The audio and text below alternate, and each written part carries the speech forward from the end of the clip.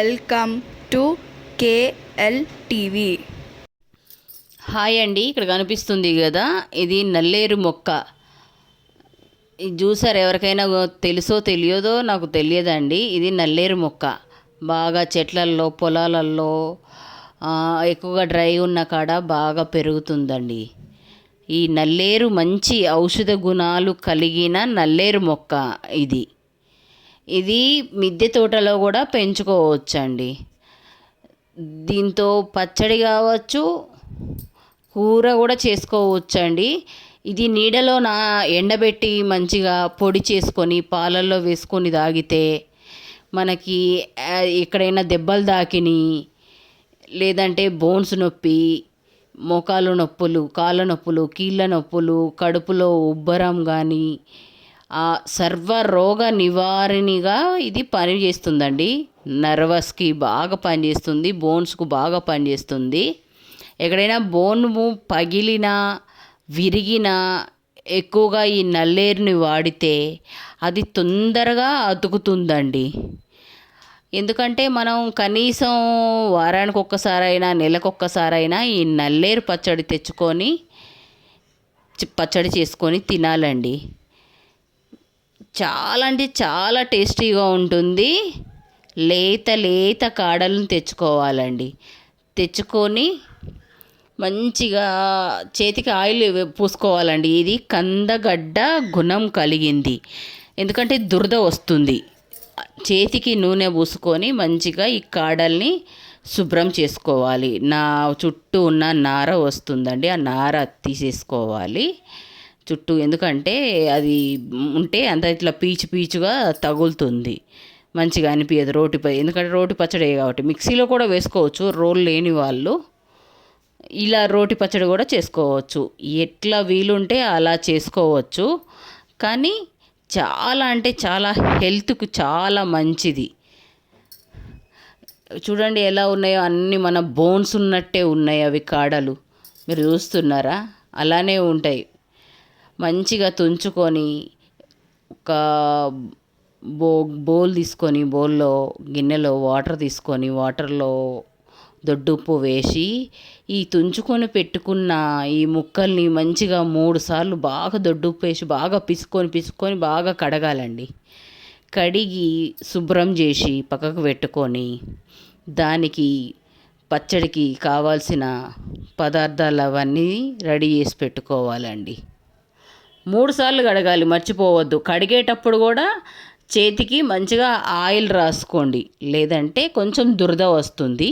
అలవాటు లేని వాళ్ళకి అబ్బో ఇదేంటిదో ఇట్లా తింటే చేతికి దురద వస్తుంది, మరి తింటే ఎలా అని అంటే, కందగడ్డ కూడా తింటాం కదా మనము, ఏం భయపడ అవసరం లేదు. ముందుగా కడాయి తీసుకోవాలి. కడాయి తీసుకొని స్టవ్ ముట్టించుకొని కడాయిలో కొంచెం నూనె వేసుకోవాలి. నూనె ఎక్కువ వేసుకున్నా కూడా బాగుంటుంది. కొంచెం వారం రోజులు నిలువ కూడా ఉంటుంది నూనె ఎక్కువ వేస్తే. కొంచెం నూనె తక్కువ వేస్తే ఒక 2 రోజులలోనే, 2-3 రోజులలోనే ఖతం చేసేయాలి, తినేసేయాలి. లేదంటే ఖరాబ్ అవుతుంది పచ్చడి. ఆయిల్ వేడైన తర్వాత ఎండుమిర్చి ఒక 20 ఎండుమిర్చి తీసుకొని బాగా వేయించుకోవాలండి. ఎర్రగా గోలిన తర్వాత పక్కకు తీసి పెట్టేసుకోవాలి. పక్కకు తీసుకొని, ఎందుకంటే అంత మాడనీయద్దు, స్లో ఫ్లేమ్లోనే బాగా వేయించుకోవాలి. వేయించుకొని పెట్టుకుంటేనే చాలా అంటే చాలా టేస్ట్ కూడా వస్తుంది. ఇంకొకటండి, ఆకులు కూడా ఉంటాయి ఆ నల్లేరికి. ఇష్టమైతే వేసుకోవచ్చు, లేదంటే పక్కకు పెట్టేయచ్చు. అంతగానో ఆకులు లేవు కాబట్టి నేను ఆకులు వేయలేదని మీకు డౌట్ రావచ్చు. 1 టీ స్పూన్ శనగపప్పు, 1 టీ స్పూన్ మినప్పప్పు, 1 టీ స్పూన్ ధనియాలు. స్లో ఫ్లేమ్లోనే ఉండాలి, ఎక్కువ మంట పెట్టద్దు, ఎందుకంటే మంట పెడితే మాడిపోతాయి. 1 టీ స్పూన్ పల్లీలు, ఇవన్నీ వేసుకొని స్లో ఫ్లేమ్లోనే మంచిగా వేయించుకోవాలి. ఈ వేయించే దాంట్లోనే కొంచెం జీలకర్ర, 1/2 టీ స్పూన్ జీలకర్ర వేసుకొని బాగా మంచిగా కలుపుకోవాలి. అందులోనే నల్లేరు కూడా వేసుకోవాలి. నల్లేరు వేసుకొని బాగా అన్నీ మంచిగా వేయించుకోవాలి. నల్లేరు ఉడికిందా అంటే నూనెలో వేగిందా లేదా అని చెప్పేసి అని తెలుసుకోవడానికి నల్లేరుని కొంచెం గంటెతోటి ఇలా తుంచి చూస్తే తెలిసిపోతుంది. కొంచెం మెత్తగా విరిగితే మనకి మంచిగా ఏమంటారు అంటే ఫ్రై అయినట్టే. స్లో ఫ్లేమ్లోనే చేసుకోవాలి, బాగా హై ఫ్లేమ్లో వేసుకోవద్దు. వీలుంటే మనకి అంటే పచ్చిమిర్చితో కూడా చేసుకోవచ్చు, ఇందులోనే టమోటా కూడా వేసుకోవచ్చు. లేదు అని అంటే మనకి టమోటా వద్దు అనుకుంటే అవాయిడ్ చేసేసి ఒక పెద్ద నిమ్మకాయ సైజ్ అంతా చింతపండు కొన్ని వేడినీళ్ళు వేసుకొని వేడినీళ్ళలో వేసుకొని నానబెట్టి పెట్టుకోవాలి ముందుగానే. ఈ నల్లేరు వేసిన తర్వాత పచ్చడికి ఎంతైతే ఉప్పు సరిపోతుందో ఆ ఉప్పు మొత్తం ఇందులోనే వేసేసుకోవాలి.